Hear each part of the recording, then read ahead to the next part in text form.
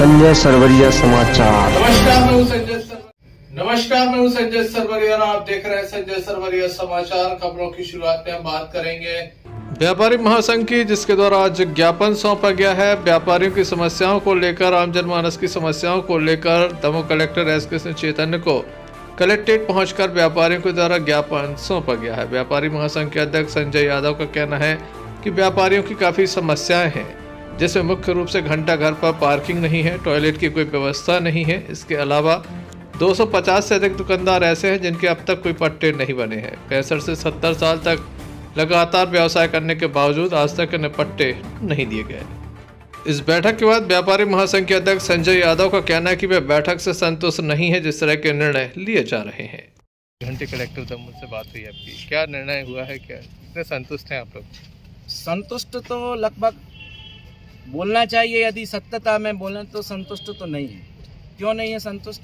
कि जो हमने बोला कि बस स्टैंड से एवरेस्ट जाने वाली लाइन है, ये हमने उनको रिकॉर्ड भी दिखाया कि टाउन एंड कंट्री प्लानिंग का जो है, और वर्तमान में अपनी निजूल का भी, इसका भी सत्यापित जो आजकल निकल आता है इंटरनेट से।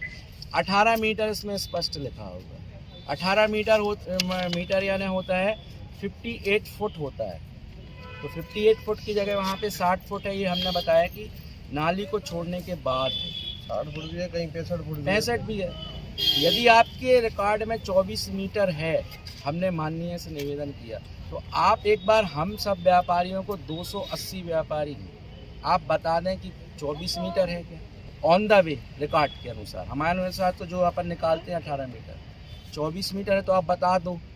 आप बोल रहे हैं कि आप नहीं कर सकते। जो जिलाधीश महोदय के अंडर मतलब उनका भी कहना है कि जो हमारा एक दायरा है शासन का, हम उसमें नहीं करेंगे। तो आपका दायरा यदि है, हमें बता दें कि आप अप्लाई नहीं करो, परेशान नहीं हो, पट्टा नहीं मिलेगा, तो फिर हमारे जो नेता हैं हम उनसे बात करें कि दमोह के लेवल का काम नहीं है तो भैया भोपाल के लेवल का है, तो हम वहाँ हाथ पाँव चलाएँ, हम आपको भी परेशान ना करें और हम भी परेशान ना हो। एक बात तो ये क्लियर हुई। लेकिन अब वो कितने सेटिस्फाई है, हम तो सेटिस्फाई नहीं। दूसरी बात आती है, उनने कहा कि पैसे की बात, कि पैसा कितना चालान काटें। तो जब हम सड़क पे बैठे हैं, आपका कहना है, तो हम सड़क पे बैठे तो हम फिर उस दुकान का 25,000 30,000 क्यों दें कलेक्टर गाइडलाइन से? हमें कुछ मिल रहा होगा तो हम देंगे, नहीं तो हम क्यों देंगे? फिर तो हम अपना मकान बेच के देंगे यदि हमें कुछ फ़ायदा होगा। भले हमें कर्जा करना पड़े, यदि हमें पट्टा मिल रहा होगा तो हम देंगे। और वही मैंने उनको बताया कि अभी नवंबर में तहसीलदार मैडम अपने यहाँ के बहुत पुराने समय से जमे हुए हैं, क्या नाम है, दिनेश असाटी जी, वो भी आए थे। वहाँ निश्चय हुआ था कि ठीक है 3,000 5,000 का चालान करेंगे। जो डबल स्टोरी बनी हुई है 10,000 में, उस हिसाब से 23 दुकानों का कटा हुआ भी है। सामने वाले सुनने को तैयार नहीं है, वो अलग मैटर, वो कोई दिक्कत नहीं, अधिकारी हैं। हालांकि रोड का जो मुद्दा है ये तो खैर अभी उठाया गया तो है। बाजू वाली जो चीज़ है, बाजू वाले का 3,000 जुर्माना हुआ, तो हमारा 25,000 कैसे होगा? हमारी तो कच्ची है, आपकी पक्की वाले का पन्ना 3,000 ले लिया, हमारा टपरा रखा हुआ, हम कैसे 20,000 दे देंगे या 10,000 दे देंगे? तो ये भी एक बात बनी हुई है। दूसरी बात आती है कि हर बार एक तलवार लटक जाती है, जो फ्रूट्स मार्केट बना कि यहाँ पार्किंग बनाना। तो हमने वो वाला भी मुद्दा रखा कि भाई वहाँ पर आप उनको पक्की दुकानें बनाएं, क्योंकि अपन दुकानें दे तो रहे नहीं है। वही हमने बात रखा कि कहीं कॉम्प्लेक्स बनाओ, कुछ ये नई सोच भी तो रखो अपन कि हमारी चौथी पीढ़ी उस दुकान में काम कर रही है, तो एक पीढ़ी तो निकल जाए कम से कम। उसी 8x8 की दुकान में चौथी पीढ़ी यानी 12-25 लोग पल रहे 8x8 दुकान से। कहीं कॉम्प्लेक्स बनाओ, तो वो सोच तो है ही नहीं।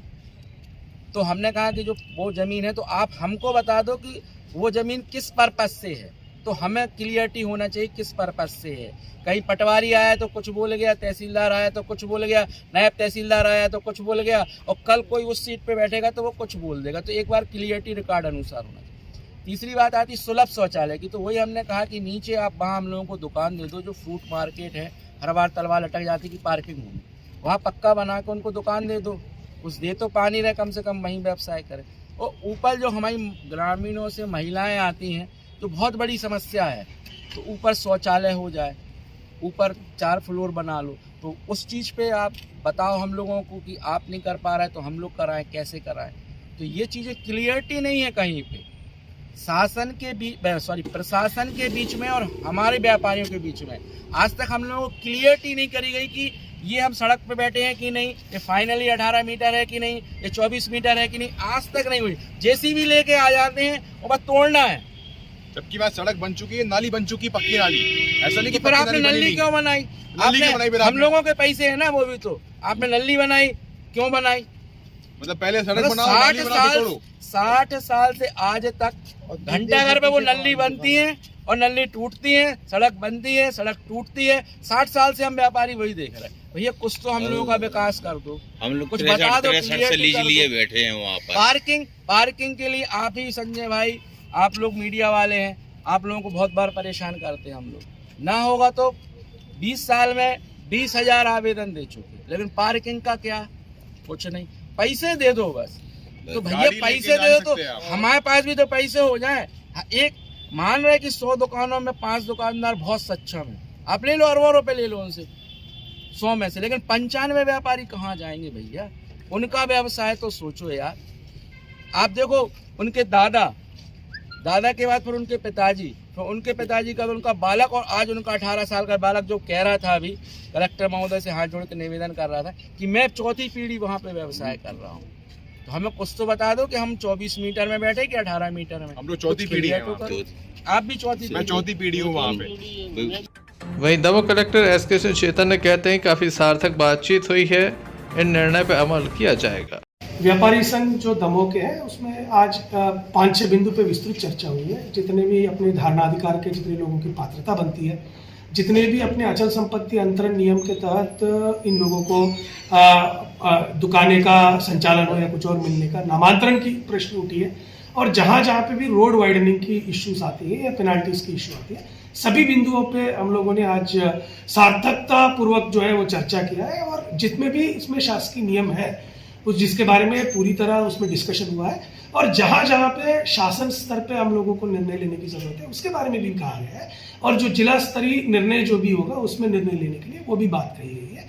और हम लोगों ने यही कहा कि जितने लोगों की पात्रता बनती है और नियमानुसार धारणाधिकार के उन लोगों के पट्टे बन सकते हैं धारणाधिकार के, तो उतने लोगों को हम लोगों ने रिक्वेस्ट किया है कि सभी लोग जो है वो अपना आवेदन करें, और जहाँ जहाँ पे पात्रता बनती है उन सभी लोगों को दिया जा सकता है। और बाकी लोग जिसमें धारणाधिकार के तहत उन लोगों को मिल नहीं सकता, तो उनको अतिक्रमण की श्रेणी में माना जाता है। ये भी हम लोगों ने स्पेसिफिकली उन लोगों को कहा है। सर पार्किंग और टॉयलेट की समस्या काफी है। पूरे अपने घंटाघर से लेके चारों ओर जो है हम लोगों ने पूरी एरिया चेक किया गया है। वहाँ पे आज के डेट में अगर हम लोग देखेंगे नियमित तौर पे पब्लिक टॉयलेट्स की उपलब्धता नहीं है। हम लोग भी क्या है नगर पालिका से मिलके एक योजना बना रहे हैं जहाँ पे भी अपने कमर्शियल एरिया हो या अपने बाकी पब्लिक एरिया हो, वहाँ पे नंबर ऑफ टॉयलेट्स जो है बढ़ाने की प्रयास की जा रही है। कोशिश करेंगे वहाँ पे स्थल ढूंढ के वहाँ पे नया तरीके से एक कम्युनिटी टॉयलेट या 2 कम्युनिटी टॉयलेट जो है वो निर्मित करें, ताकि लोग जो है उसका उपयोग जो है करना चालू करें। जल्द ही मिलते हैं अपनी अगली खबर के साथ। देखते रहिए संजय।